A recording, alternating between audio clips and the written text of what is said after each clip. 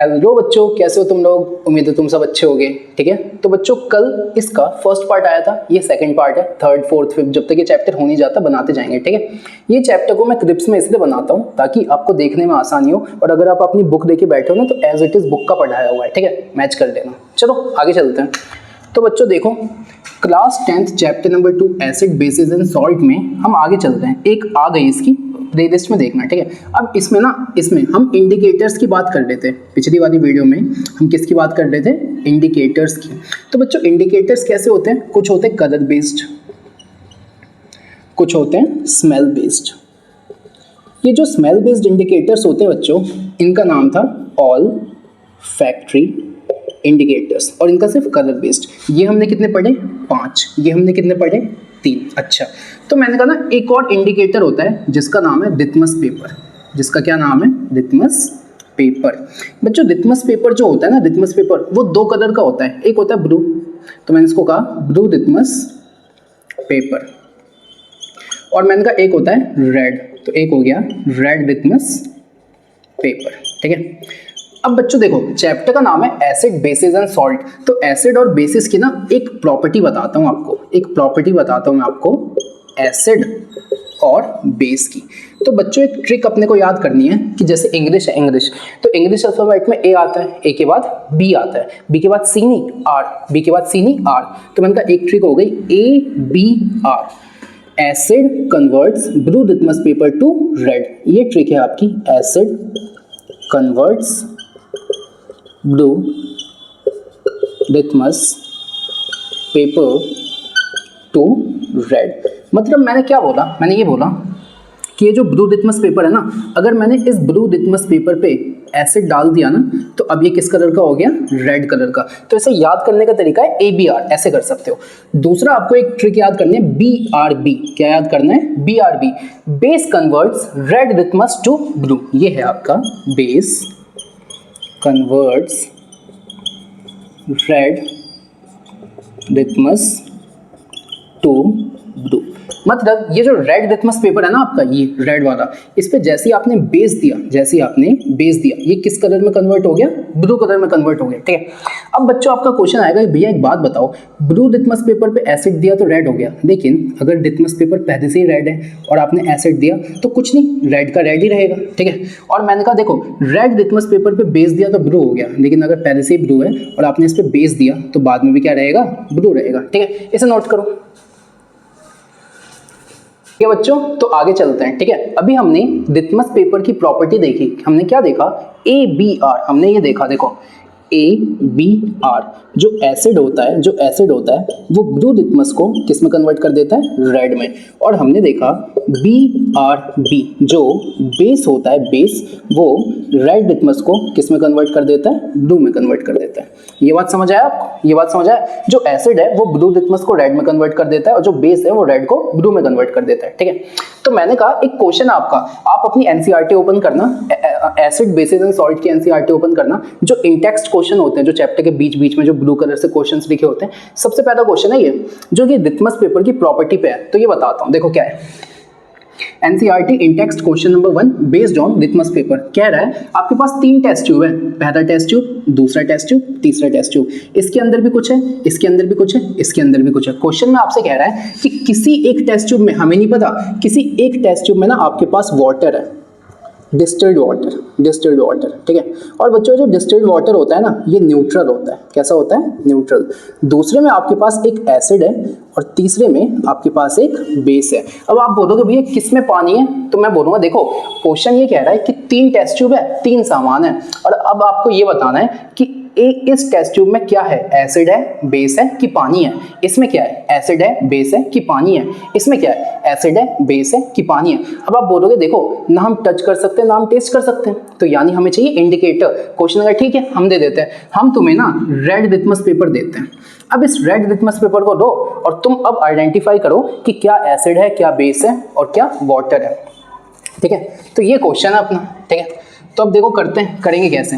तो बच्चों मैंने कहा कि मुझे पता है कि मेरे पास कौन सा लिटमस पेपर है। मेरे पास रेड लिटमस पेपर है, रेड लिटमस पेपर। ये जो रेड लिटमस पेपर है ना, तो मैंने कहा जरा यहाँ देखो, यहाँ जो बेस है वो रेड लिटमस को किस में कन्वर्ट कर देता है, ब्लू। तो मैंने रेड लिटमस पेपर को लिया, इसमें डुबाया, मैंने कहा कोई कलर चेंज नहीं हुआ, मैंने कहा आगे चलो, इसमें डुबाया, कोई कलर चेंज नहीं हुआ, लेकिन जैसे मैंने इसमें डुबाया तो रेड लिटमस पेपर किस में कन्वर्ट हो गया, ब्लू में कन्वर्ट हो गया। तो मैंने ये देखा जो सी वाला टेस्ट ट्यूब है ना, उसमें जो आपका रेड लिटमस है वो किस में कन्वर्ट हो गया, ब्लू लिटमस में कन्वर्ट हो गया।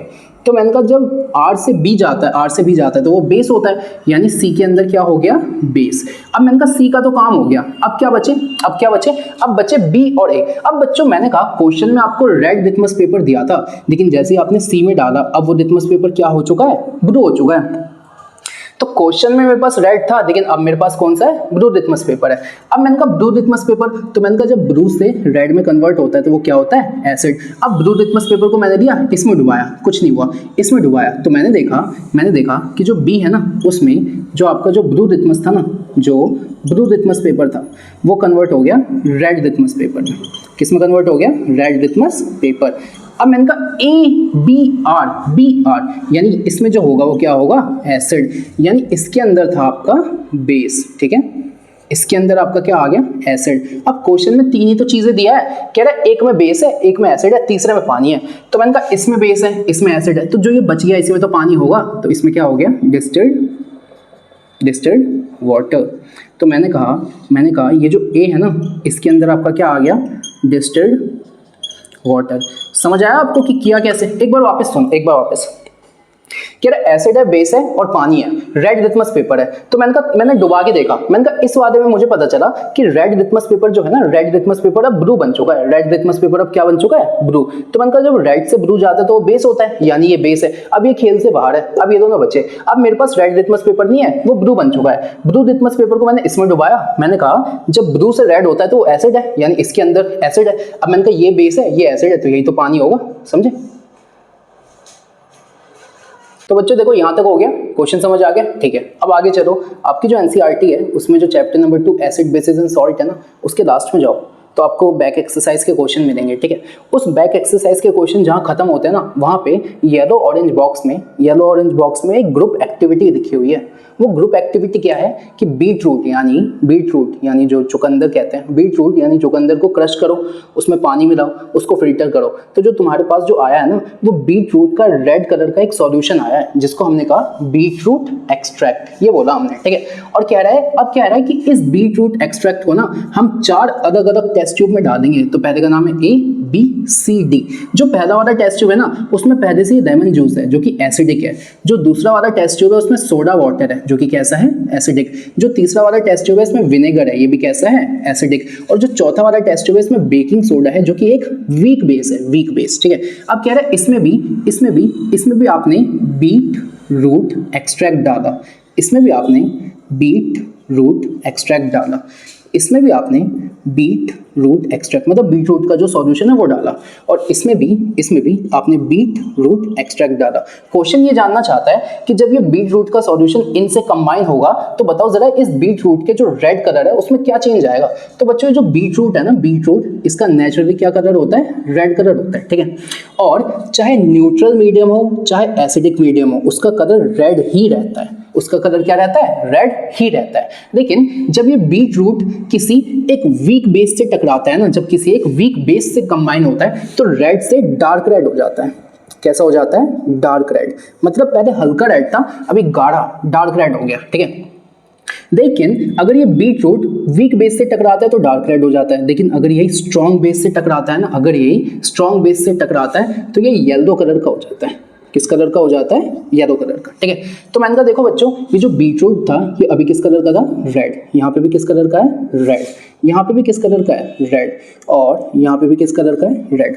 तो ये बीट रूट एक्सट्रैक्ट जब एसिड के कांटेक्ट में आया तो यहाँ पे जो मेरे पास कलर आया वो कौन सा कलर आ गया, रेड। क्यों, क्योंकि बीट रूट न्यूट्रल और एसिडिक में कैसा रहता है, रेड। तो यहाँ पे एसिड था तो रेड का रेड ही रहा, यहाँ पे एसिड था तो ये भी कैसा रहा, रेड ही रहा, यहाँ पे एसिड था तो ये भी कैसा रहा, रेड ही रहा। लेकिन बच्चों अगर आप यहाँ देखोगे तो ये जो बेकिंग सोडा है ना, ये एक वीक बेस होता है। मैं आगे बताऊंगा कैसे आइडेंटिफाई करेंगे। अभी आप मान लो कि बेकिंग सोडा एक वीक बेस होता है। जब आप वीक बेस में इसको मिला रहे हो ना, तो जब बीटरूट सॉल्यूशन को वीक बेस में मिलाते हो तो उसका क्या कलर हो जाता है? Dark red. तो इस वाले सॉल्यूशन का क्या कलर हो गया होगा?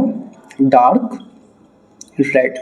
समझ आया? तो क्वेश्चन ने कहा है कि इस एक्टिविटी ने कहा है, आपकी ऑब्जर्वेशन क्या है? आपकी ऑब्जर्वेशन ये है कि पहले वाले में रेड का रेड ही रहता है, दूसरे में भी रेड रहता है, तीसरे में भी, लेकिन चौथे में क्योंकि ये वीक बेस था तो बीटरूट एक्सट्रैक्ट जब वीक बेस से कंबाइन होता है तो रेड की जगह डार्क रेड हो जाता है और ज्यादा रेड होता है। तो मैंने कहा इन 3 टेस्ट ट्यूब में रेड तो है लेकिन हल्का रेड है, लेकिन इसमें डार्क रेड है। क्लियर है? ठीक है बच्चों, अब आगे चलते हैं। अब मैं आपको एसिड और बेसिस की कुछ जनरल प्रॉपर्टीज बताता हूं जिससे क्वेश्चन बन जाते हैं। ठीक है, तो बच्चों देखो एसिड और बेसिस की जनरल प्रॉपर्टी। सबसे पहले एसिड का एग्जांपल बच्चों देखो, अभी ना आगे बात करेंगे बट अभी सुन लो। एसिड के अंदर ना हमेशा आपको हाइड्रोजन मिलेगा, तो कोई भी एसिड बिना हाइड्रोजन के नहीं होता। ठीक है, तो ये पहचान है एसिड की, जहां हाइड्रोजन मिल गया वो एसिड हो सकता है। ठीक है, तो HCl, HNO3, H2SO4, H2CO3, hydrochloric acid, nitric acid, sulphuric acid, carbonic acid. ठीक है, और जो बेस होगा ना उसमें आपको OH मिलेगा, OH। तो NaOH सोडियम हाइड्रोक्साइड, जिसका कॉमन नेम है कॉस्टिक सोडा, याद कर लो इस नाम को, NaOH को बोलते हैं caustic soda. CaOH whole twice, देखो कैसे पढ़ोगे, CaOH होल ट्वाइस।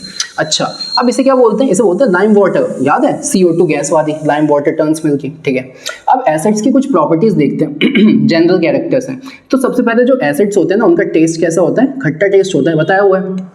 जो एसिड है वो ब्लू लिटमस को किस में कन्वर्ट कर देते हैं? रेड, बताया भी तो था, AbR से। तीसरा, कुछ ऐसे एसिड्स होते हैं जो कि कोरोसिव इन नेचर होते हैं। चौथा, जो एसिड है ना, एसिड बच्चों, एसिड को मैं कभी भी ना मेटल कंटेनर्स में या फिर स्टोन कंटेनर्स में नहीं रख सकता। क्यों? क्योंकि वो ना उस सरफेस को अटैक करेंगे। क्यों? क्योंकि वो कोरोसिव है ना। तो एसिड को स्टोर करने के लिए ना या तो मैं ग्लास कंटेनर, शीशे का यूज करूंगा, या तो मैं सिरेमिक कंटेनर का यूज करूंगा। पता है क्यों? क्योंकि वो जो एसिड है वो इन सरफेस को अटैक नहीं कर पाते। ठीक है, जो एसिड है ना, एसिड वो पानी में सॉल्यूबल है। अगर आप एसिड को पानी में घोलोगे तो घुल जाएंगे। ठीक है, जो एसिड है पानी में सॉल्यूबल है। अब मैंने कहा एसिड पानी दोनों को मिक्स किया, अब उसको बोलोगे सॉल्यूशन ऑफ एसिड। जो एसिड का सॉल्यूशन होगा ना उसमें बिजली कंडक्ट हो सकती है, एसिड के सॉल्यूशन में बिजली कंडक्ट हो सकती है। ऐसा क्यों होता है? तो इसलिए होता है क्योंकि जब एसिड पानी में जाता है ना तो वो आयंस में पॉजिटिव और नेगेटिव में टूट जाता है, और जो आयंस होते हैं ना वो लिक्विड सॉल्यूशन में आयंस ही वो होते हैं जो इलेक्ट्रिसिटी को एक जगह से दूसरी जगह पहुंचाने का काम करते हैं। तो मैंने कहा एसिड पानी में जाके आयंस बनाता है और आयंस बिजली को कंडक्ट करते हैं इस वजह से। ठीक है, अब बेस पे आओ, तो बेस के एग्जांपल है कॉस्टिक सोडा और ये लाइम वाटर। आगे और देखेंगे जो बेस होते हैं, देखो एसिड जनरली श्योर होते हैं, बेस जनरली बिटर होते हैं। एसिड क्या करते हैं? ब्लू को रेड में कन्वर्ट करते हैं, बेस रेड को ब्लू में कन्वर्ट करते हैं। कुछ एसिड कोरोसिव होते हैं, कुछ बेस कोरोसिव होते हैं। अच्छा, और जो बेस है ना उनका टेक्सचर, उनको टच करते हो तो कैसा फील होता है? सोपी या स्लिपरी फील होता है। ठीक है, लेकिन बेस इतने ज्यादा कोरोसिव होते हैं कि इनको टच ही नहीं करते। ठीक है, कुछ ऐसे बेस है जो पानी में सॉल्यूबल है। बच्चों देखो, मैंने कहा कि जितने भी एसिड है ना मोस्टली पानी में सब सॉल्यूबल है, लेकिन बेस में ऐसा नहीं है। बेस 2 टाइप के होते हैं, एक वो बेस जो पानी में घुलते हैं, वाटर सॉल्यूबल बेस, और एक वो बेस जो पानी में नहीं घुलते, वाटर इनसॉल्यूबल बेस। ठीक है, तो मैंने कहा जितने भी बेस है ना उसमें से कुछ ऐसे बेस हैं जो पानी में सॉल्यूबल है। वो बेस जो पानी में घुल जाते हैं ना उनका नाम है एल्कली।